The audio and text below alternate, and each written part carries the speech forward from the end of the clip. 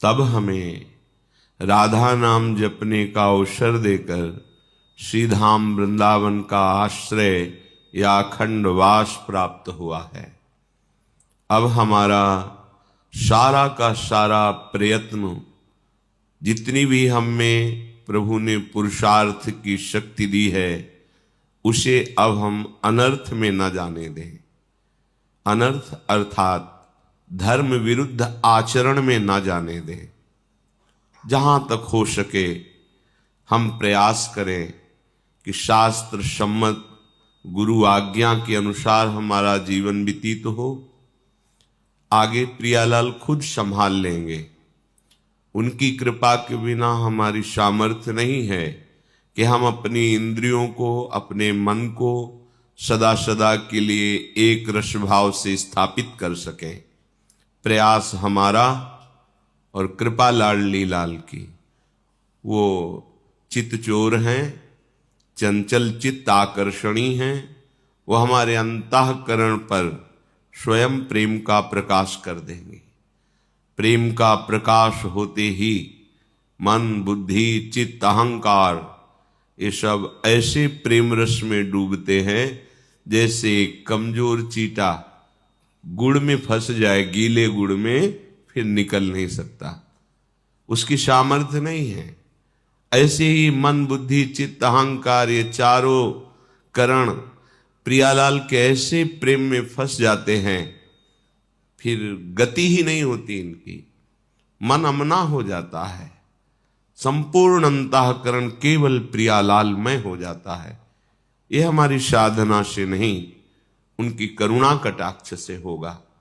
पर उनकी करुणा कटाक्ष उसी पर प्रकाशित होती है जो सारा प्रयत्न प्रियालाल के भजन में, प्रियालाल के अनुसार चलने में, प्रियालाल के अनुसार अर्थात प्रतिकूलस्य वर्जनम, प्रतिकूल आचरण हमसे ना बनने पावे, प्रयास हमारा, सफलता लाडली लाल की कृपा से।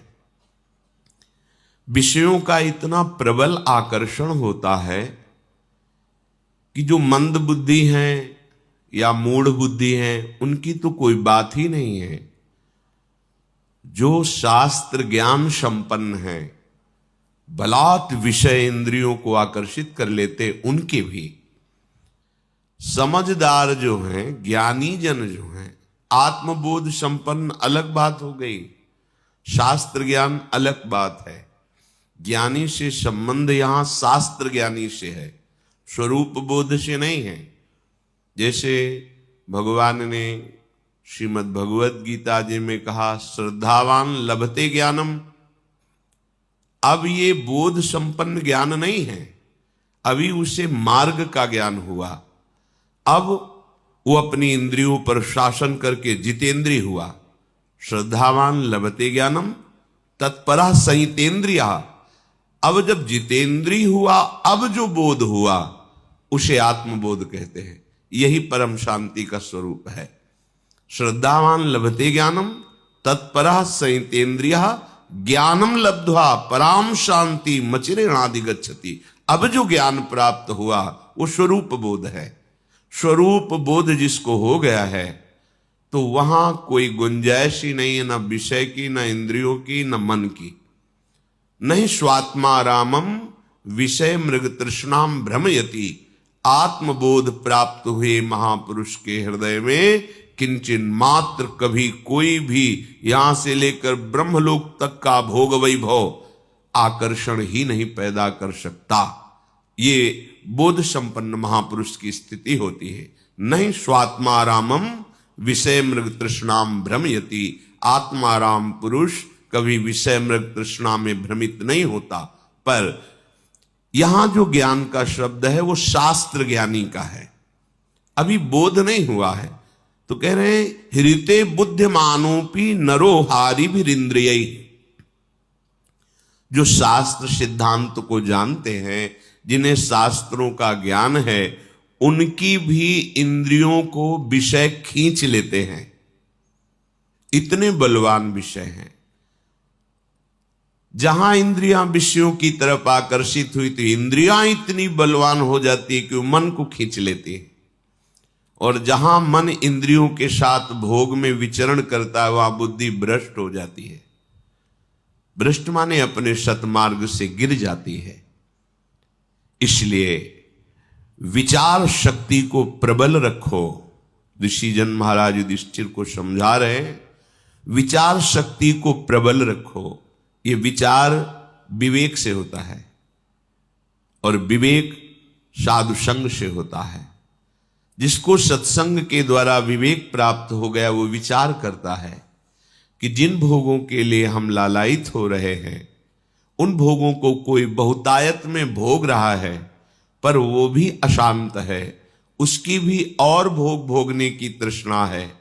इसका तात्पर्य सुख नहीं है। अगर सुख होता तो हृदय कृतकृत्यता का अनुभव करता कि जिस भोग को हमने चाहा उसे भोगा, तो अब कछु नाथ न चाही मोरे। अब नहीं, भोग लिया, देख लिया, बड़ा सुख है, लेकिन आज तक कभी किसी को ऐसा अनुभव नहीं हुआ। बस बार बार भोगने की इच्छा, नवीन भोग भोगने की इच्छा, ये विचार लुप्त हो गया। यहां कहते हैं विमूढ़ संज्ञो, मूढ़ता उसके हृदय में जागृत हो जाती। जो शास्त्र ज्ञानी साधारण पुरुषों की बात नहीं कह रहे, ज्ञानी नाम अपि चेतांश देवी भगवती ही सा बलादा कृष्ण मोहाय महामाया प्रेक्षति। इसी की टीका गोस्वामी श्री तुलसीदास जी कहते हैं, जो ज्ञानिन कर चित अपहरई बरियाई विमोह बस करे। विमोह माने मूढ़ता। विमूढ़ संज्ञो दुष्टास्वई रुद्भ्रांतैरिव सारथी। वो ऐसी दुष्ट इंद्रियां हो जाती हैं कि जैसे कोई ड्राइवर नशे में हो जाए और मार्ग भूल जाए तो चला जा रहा है, कहां मुठभेड़ हो जाए, कहां गड्ढे में गिरा दे, ऐसी बुद्धि मंद हो जाती है, भ्रष्ट हो जाती है। अब उसको यही लगने लगता है कि ये तो कहने वाली बात है कि भजन में सुख है, आराधना में सुख है, सुख तो भोगों में ही है, ऐसी विमूढ़ता छा जाती है। इसलिए जो ज्ञानी पुरुष जनेन्द्री और रसेंद्री के भोगों में लगे हुए हैं, बहुत ध्यान देने योग्य बात कह रहे हैं। शिष्णोदर कृते प्राज्ञ करोति विगशम बहु मोह राग वशाक्रांत इंद्रियार्थ वशानुगाह। जिनका केवल एक ही लक्ष्य है, अच्छा अच्छा भोजन मिले और काम भोग करने की लालसा प्रबल करके उसी का चिंतन, उसी को भोगने में सुख का अनुभव, वो अज्ञानी पुरुष है। वो परमार्थ में नहीं है, वो रागी पुरुष है।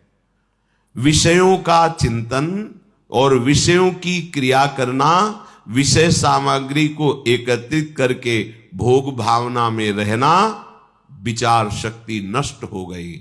अर्थात जो मनुष्य जीवन की दुर्लभता भगवत प्राप्ति के लिए कही गई, वो निकृष्ट भाव को प्राप्त हो गई। तिनते खर सूकर श्वान भले, जड़ता बस जे न कहें कछुए।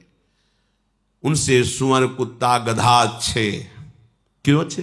क्योंकि अपने कर्मों का भोग भोग कर ऊपर उठ रहे हैं, और हम मनुष्य शरीर में ऐसे आचरण कर रहे हैं कि अब हमें बहुत नीचे गिरना पड़ेगा। जहां विचार शक्ति लुप्त हुई तो दशा बदल जाती है अजितेंद्रीय पुरुष की, बड़ी दुर्गति को प्राप्त होता है। अभी तो पता नहीं चलता, जब उसका फल आता है, कर्म भोग का परिणाम आता है, तब त्राहिमाम मचता है हृदय में। कोई रास्ता दिखाई नहीं देता कि हम जिस रास्ते से चल करके अब अपने को बचा लें। सदिन्द्रियाणि विषयं समागच्छन्ति वै यदा, तदा प्रादुर्भवत्तेषां पूर्व संकल्पजं मनः। एक बात जीवन में बहुत अनुभव की हम बताते हैं, अपने विचार में संक्रामक विचार ना आने दे साधक, भगवत प्राप्ति के मार्ग का उपासक। अपने विचारों को सदगुरुदेव के और शत शास्त्रों के विचारों से मिलाए, बस। अन्य के विचार हमें नहीं चाहिए। नहीं, हमारे विचार में संक्रामक भाव आ जाता है और वो हमको गिरा देता है। ये अपने जीवन का अनुभव कहते हैं। रिश्ते, नाते, संबंध, मित्रता, व्यवहार परमार्थ में नहीं चलता।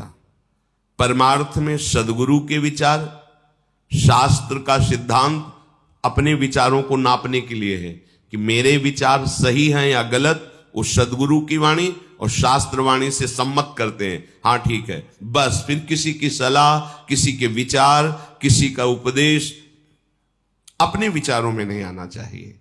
ये बहुत अनुभव की बात कहते हैं। इसमें आप सदैव सुखी रहेंगे, आपकी साधना बढ़ती चली जाएगी।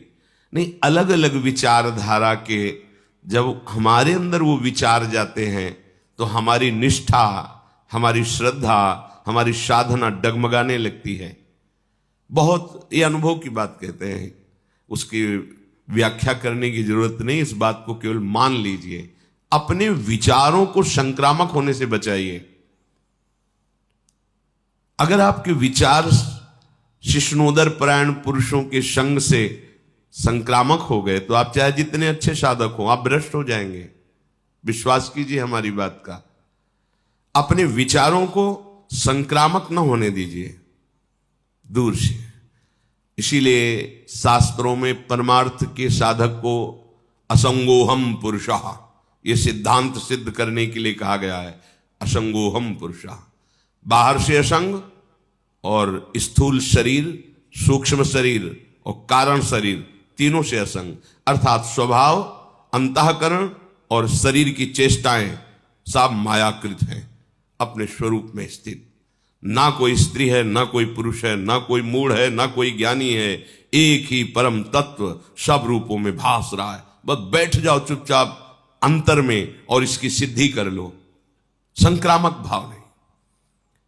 जाति पाति कुल कर्म धर्म व्रत संस्कृति हेतु, सेवक जी महाराज कह रहे, अविद्यानाशी। अब जो ही कहा करें हम सोई, आयुष लिए चले निज दासी। ये जितना प्रपंच है ये माया अविद्या के द्वारा रचा हुआ है। उत्तम अधम ये वो, हम चले हैं अविद्या का नाश करके परमात्म बोध करने के लिए। प्रेम तभी प्रकट होता है जब आत्मस्वरूप का बोध हो जाता है। ये बात ध्यान रखना। महापुरुषों ने कहा पांचों भूले देह शुद्धि।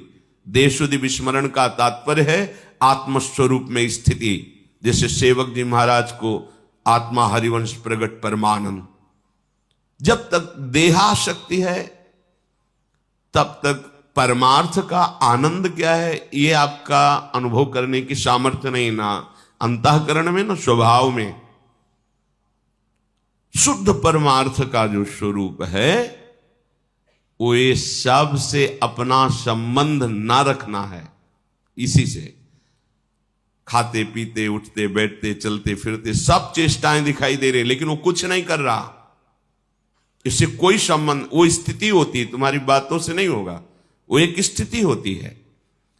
यहां जो उपदेश दिया जा रहा है उसका भाव आंतरिक ये है कि जिन्होंने केवल इंद्रियों के भोगों को ही सुख माना है, ऐसे लोगों से संभाषण, ऐसे लोगों की सलाह, ऐसे लोगों के साथ उठना बैठना आपके विचारों में संक्रामक भाव पैदा कर देगा। जो आपने दृढ़ निश्चय किया है भगवत प्राप्ति का, उसमें बाधा पहुंच जाएगी। महापुरुषों ने तो इतना कहा सर्प का संग कर लेना ठीक है, लेकिन विषयी पुरुष का नहीं। गोस्वामी तुलसीदास जी ने तो कहा बरुभल बास नरक करता था, दुष्ट संग जनि देव विधाता। नरक का बास अच्छा है लेकिन विषयी पुरुष का संग अच्छा नहीं। बहुत सूक्ष्म विषय है। नरक के बाद से हमारे पाप नष्ट होते, लेकिन विषयी पुरुष के संग से पाप प्रवृत्ति बढ़ती है। सांप काटेगा तो उसके विष की औषधि भी है, या बहुत एक शरीर नष्ट होगा, लेकिन विषयों के संस्कार हजारों जन्मों तक हमें जलाते रहेंगे, जैसे अभी जला रहे हैं पीछे किए हुए विषय सेवन से। जब मन और पांचों ज्ञानेंद्रियां ये विषय भोग में प्रवृत्त हो जाती हैं उस समय प्राणी के हृदय में भोगों का संकल्प दृढ़ होता है। संकल्प वासना प्रकट करती है, वासना से विचलित हो उठता है और वो बार बार भोगों में ही सुख ढूंढता है। यही समस्या है, यही बंधन है, यही माया है। बार बार इंद्रियों के साथ मन का भोगों में विचरण करना, इसी को रोकना साधना कहते हैं। मन जिस एक इंद्री के साथ जिस विषय का सेवन करता है, उसी में उसको उत्सुकता प्राप्त होती, उत्साह प्राप्त होता है। यही उत्साह उसकी दुर्गति का कारण होता है। सूक्ष्मता से समझना। प्रार्थना है आप सबसे कि हम लोग किसी भी इंद्री के विषय को उत्साह पूर्वक ना भोगे, शास्त्र सम्मत भी। जैसे आपको खान पान की सामग्री अच्छी से अच्छी सामग्री है, कम मात्रा में लीजिए, उदासीन होकर पाइए। भगवत प्रसाद है, बस प्राण पोषण के लिए। अच्छा, ऐसा नहीं होना चाहिए। यही उत्साह है। इंद्रियां उत्सुक हो, आज ये उत्सुक हो गए। अब क्या हुआ, उत्साह के साथ जैसे गीली या गर्म मोम में तत्काल छाप लग जाती है, ऐसे आपके अंतःकरण में विषय रस की छाप और बढ़ गई और बढ़ गई। चले थे विषय रस मिटाने के लिए और हमारी उल्टा गति हो रही, विषय रस और पुष्ट हो रहा है। विषयों के प्रति उत्सुकता भर जाना। हमने देखा है महापुरुषों को, जब यमुना किनारे बिंदौर की तरफ भ्रमण कर रहे थे, हमारे दो ही मार्ग थे, गंगा का किनारा और यमुना जी किनारा। कभी किसी शहर किसी ग्राम में एक भी रात्रि रुकने का ऐसा कभी नहीं रहा। जहां तो कोई देवालय यमुना किनारे या गंगा किनारे जब भ्रमण किया है, या गांव के बाहर कोई देवालय, उसमें रुकना। तब तक जब तक वृंदावन धाम में श्री जी ने कृपा नहीं, तब तक कभी भिक्षा नहीं मांगी। आकाश वृत्ति का ही आश्रय लिया। जो हमारे पास स्वयं आ जाएगा हम उसको पाएंगे, अन्यथा मांगने का शब्द नहीं था। क्योंकि यौवन अवस्था थी, नगर में प्रवेश होने से हमें डर लगता था, किसकी क्या भावना है, कैसा है। तो गंगा का किनारा हमारे लिए या यमुना किनारा, तो वहां एक परमहंस जी मिले, बड़ा दिव्य स्वरूप, कांतिमान तेजो में, एक अचला केवल नीचे, एक झोली जिसमें छांदोग्य उपनिषद, चश्मा और छड़ी, बस वही अचला ऐसे मच्छरों से बचाने के लिए ओढ़ लेते। 2 लंगोटी, एक अचला, एक छड़ी, एक चश्मा, छांदोग्य उपनिषद। ऐसा वैराग्य की देख के एकदम चित्त आकर्षित हो गया। और ब्रह्मबोध संपन्न महापुरुष। तो जैसे भंडारा हो रहा है, प्रयाग में कुछ दिन रुके थे उनके साथ, भंडारा हो तो खबर रखते थे, गए नारायण, नहीं स्वामी जी हमारे यहाँ तो बैठ के पवाया जाता है, तो नारायण अगर आपको देना है तो दे दीजिए, हम बैठेंगे तो नहीं। तो उनका ऐसा प्रभाव था कि सामने वाला फिर कुछ बोल नहीं सकता था। वो सब सामान, क्या है, अच्छा 2 पूड़ी डाल दीजिए, सब्जी डाल दीजिए, खीर इसी में डाल दीजिए, उसी खप्पर में सब डाल दिया, जितना आवश्यक है, गए बैठ। यही स्वभाव, वस्तु का स्वाद नहीं, प्राण पोषण के लिए अन्न पा रहे हैं और प्राणों को आहुति देनी है प्रभु के चिंतन में। एक एक श्वास की आहुति बहुत बड़ी यज्ञ है। एक एक श्वास में हम अपने आराध्य देव का चिंतन कर रहे हैं, तो ये प्राणवायु का हवन हो रहा है पर ब्रह्म परमात्मा तत्व में।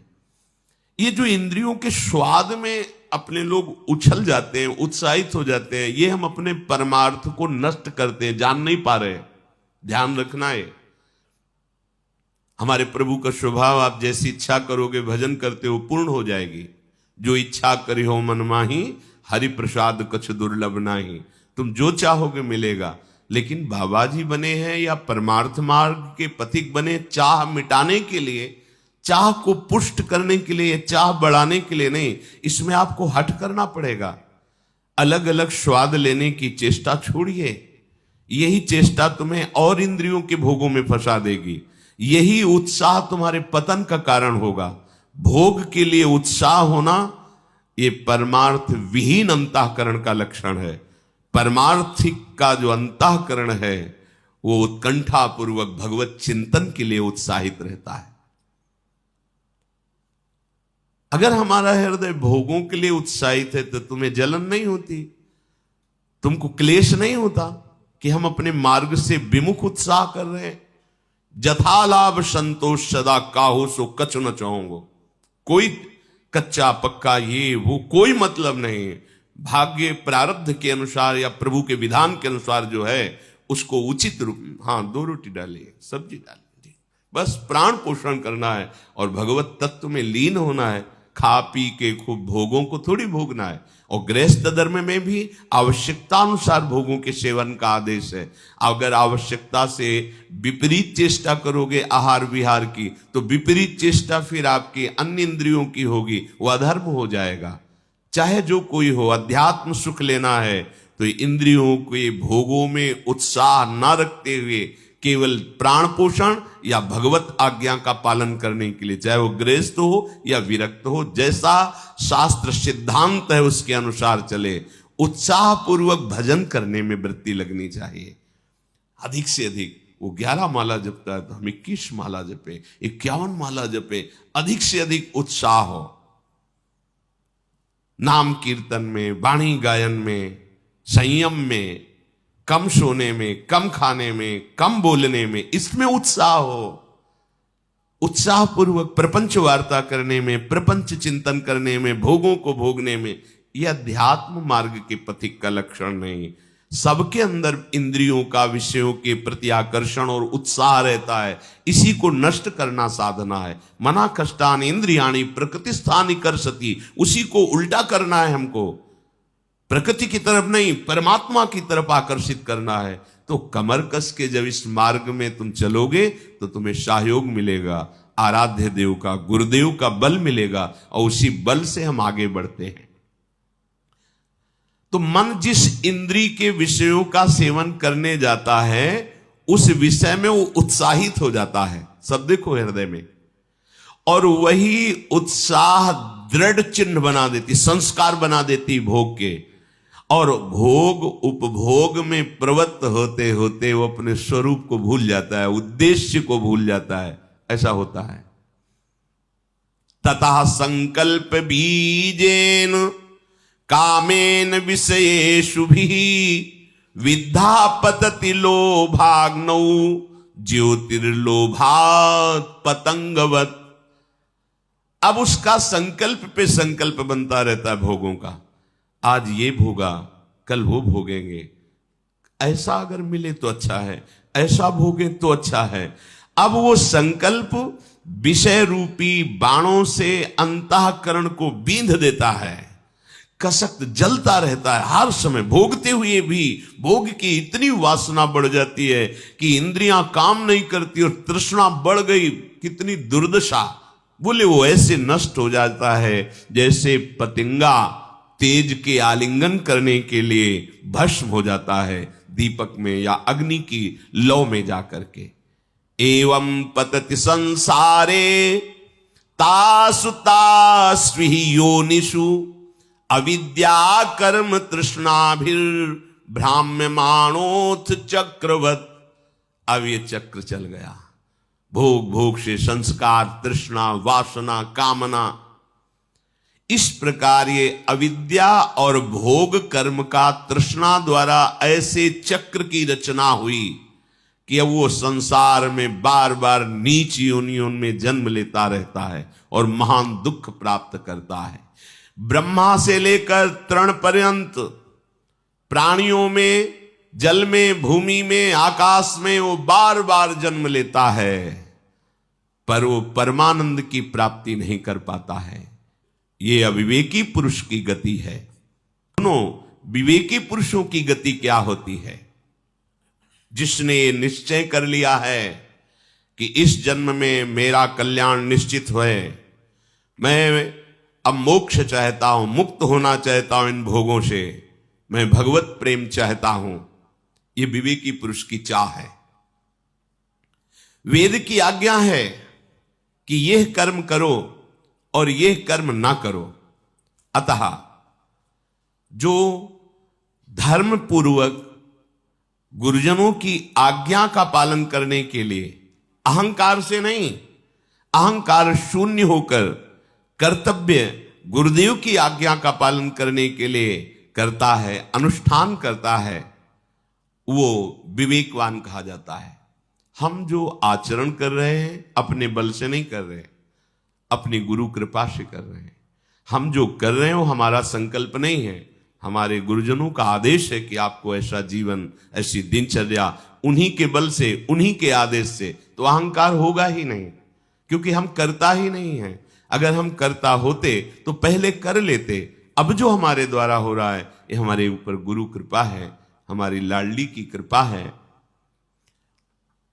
सदैव अपने आराध्य देव का नाम जप और आराध्य देव संबंधी सदग्रंथों का अध्ययन, और अपने पास जो सुख सामग्री है वो मेरी नहीं है, वो सेवा के लिए है। और आए हुए प्रत्येक आंतरिक और बाह्य कष्ट को सहना, आंतरिक कामादि वेदना को, बाहर से गाली, निंदा, प्रतिकूलता, अपमान। कल एक उपासक प्रश्न करते समय रो दिए कि जब से मैंने भक्ति शुरू की तो कोई रिश्तेदार, कोई संबंधी, परिवार वाला हमें प्यार ही नहीं करता। वो दुख हम आपसे कह रहे हैं, क्या करें अब हम? ये तो भक्ति का फल है। आपको तो नाचना चाहिए, आनंदित होना चाहिए। आपको धीरे धीरे प्रभु अपने में ला रहे हैं, अनन्य बना रहे हैं। मायाकृत जो मोह आकर्षण है वो अपने आप छूट रहा है, ये तो कृपा हो रही। हमारे भक्ति की सिद्धि है, मेरे तो गिरधर गोपाल दूसरो न कोई। तो ये हम कर नहीं पा रहे। मेरे प्रभु देखो कैसी कृपा करे कि कोई हमें प्यार नहीं कर रहा, कोई हमें ऐसा भाव नहीं दे रहा कि मैं आपका हूं। तो कितनी कृपा है।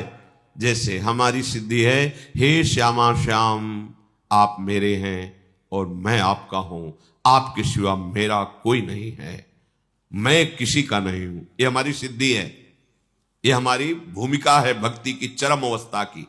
ये तो कृपा हो रही। अब अज्ञान के कारण उसे हम विपरीत मान करके रोएं, दुखी हों कि हमको संसार प्यार करे, ये धोखा है। तुम्हारी बुद्धि तुम्हें धोखेबाजी में फंसा रही। यहां कौन है अपना? मेरा प्रभु इतना छलिया है कि वही विविध रूप रख करके छुपा छुपी का खेल कर रहा है। मुझे केवल पहचान रहा है, आप ही हो, आप ही हो, आप ही हो। बस जीवन मुक्त हो गए। एक ही प्रश्न है, प्रभु के सिवा कोई और नहीं, कोई और नहीं, प्रभु के सिवा कोई ठौर नहीं।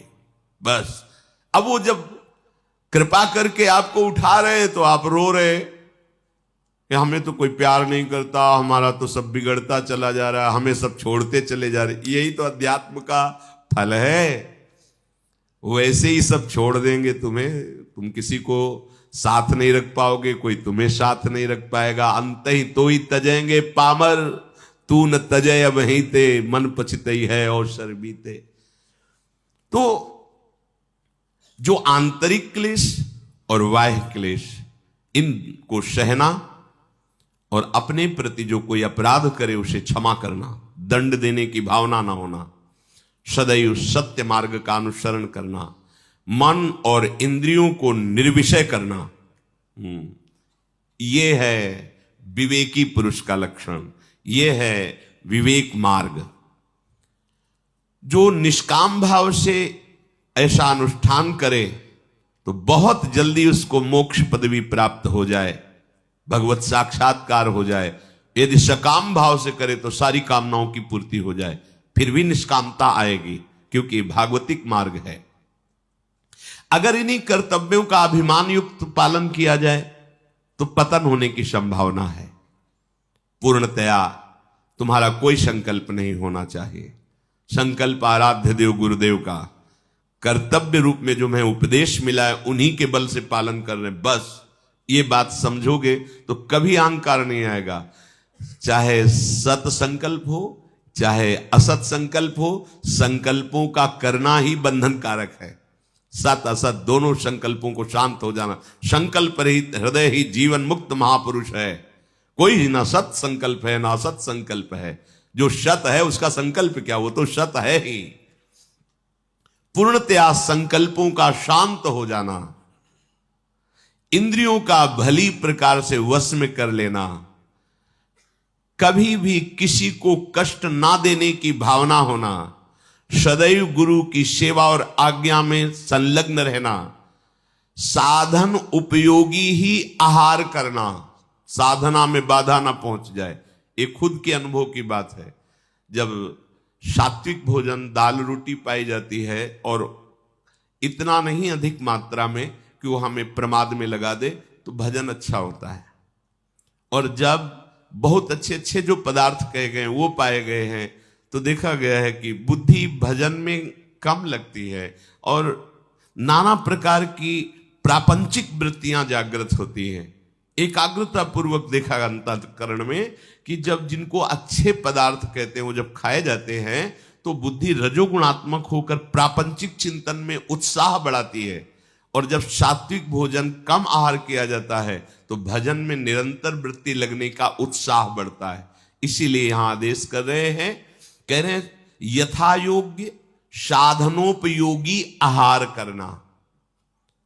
कोई भी कुछ भी हो, संतोष हमने सुना है, जैसे आपको पकवान या अच्छे पदार्थ बने हुए आप कम मात्रा में लीजिए, जितना रोज लेते हैं उससे भी कम मात्रा में, तो आपके अंदर कोई विकार नहीं होगा और प्राण पोषण हो गया। मानो आप 4 रोटी दाल सब्जी पाते हैं, किसी दिन पूड़ी पकवान बने, 2 पूड़ी लीजिए, थोड़ी सब्जी ले ली, हाँ थोड़ा सा मीठा ले, बस ठीक है, पाले, शाम की फिर रोटी पाले। अब दूसरे भाव में अगर हम पहुंचे तो पहले दिन तो 4 रोटी दाल पाते हैं, लेकिन जिस दिन अच्छे अच्छे पदार्थ तो यहां तक पा लिए। अब सारी की सारी ऊर्जा शक्ति पचाने में लगी हुई है, अब कब्ज हो गई है, गैस बन रही, भजन होगा। भैया पा के करोगे क्या, मलाई तो बनाओगे। और आप तो निर्मल सच्चिदानंद स्वरूप में स्थित होने के लिए निकले, बहुत सावधान। ये बार बार हम इसलिए करें कि यही हम फंस जाते हैं, खा खा के मर गए, अमरत्व को नहीं प्राप्त हुए। अगर उचित आहार और भजन करोगे तो अविनाशी स्वरूप हो, ये तुम्हें अनुभव में हो जाएगा, मरने का भय चला जाएगा।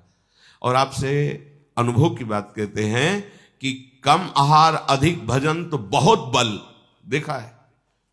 अध्यात्म बल, एकदम ऊर्जा शक्ति, कभी ऐसा किसी दिन महसूस नहीं हुआ कि आज उपवास किए हैं इसलिए, ऐसा कभी नहीं हुआ। क्योंकि ब्रह्मचर्य, अध्यात्म बल एक अद्भुत ऊर्जा शक्ति। और जब डकार लेने की भी जगह नहीं रह गई है, पड़े रहो, इधर उधर टहलो, मानसिक चिंतन खराब हो। साधनोपयोगी उचित आहार और शास्त्रों का अध्ययन विचार पूर्वक, जो शास्त्र स्वाध्याय कर रहे, और भगवत समर्पण, देह अंतःकरण स्वभाव, सर्वस्व भगवत समर्पण, वो कल्याण को प्राप्त होता नहीं, वो कल्याण को प्राप्त हो गया है जिसका ऐसा जीवन है। पूरे संसार को जीतना होता है साधक को। एवं कर्माणि कुर्वन्ति संसार विजिगीषवः राग द्वेष विनिर्मुक्ता ऐश्वर्यम देवता गताः।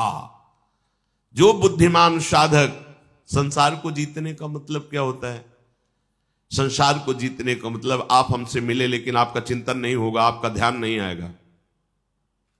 हजारों मिलो, व्यवहार होगा आपसे, बात करेंगे, प्रणाम नमस्कार उत्तर देंगे, लेकिन आपसे हटते ही अपने स्वरूप में स्थित।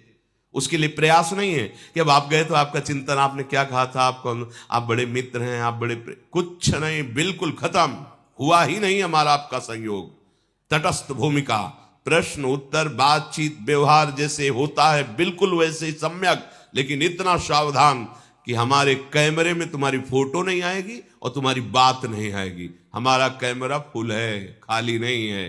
पिय मूर्ति नयनन बसे तेहि रस रहाय समाय, ये लक्षण सुन प्रेम के और न कछु सुहाय, और न कछु सुहाय फिरे अपने मद मातो, कुटुंब देहते जाए छूट सब ही विधि नातो। नहीं तो स्वभाव है अंतःकरण का, आप देख लेना, आप जिससे मिलोगे उसकी बार बार स्मृति, उसका रूप, उसकी बात या तो द्वेषात्मक या तो रागात्मक। और बहुत अच्छा आदमी, बहुत बुरा आदमी, हमने क्या बिगाड़ा था, उसने ऐसा क्यों कहा, बार बार चिंतन, ये नहीं होता, ये अच्छे उपासकों में नहीं होता। विवेक रूपी कैंची साथ रखी जाती है, बात किया वहीं काट दिया, उसका चिंतन नहीं। अगर कुछ 1 मिनट, 1.5 मिनट, 2 मिनट तो आप कमजोर साधक हो, और घंटों तो आप समझो कैसे साधक हो, और सालों। उसने हमको ये कहा था, संसारी पुरुष होता जीवन भर याद रखता है, और इसने हमको गाली दी थी, फंसेगा कभी, ये सब नहीं। परमार्थ का पथिक, संसार को इसे जीतना कहते हैं। विषय मिला, आज बहुत अच्छा था, वो चटनी बहुत अच्छी थी, वो समोसा बहुत, वो चीज नहीं,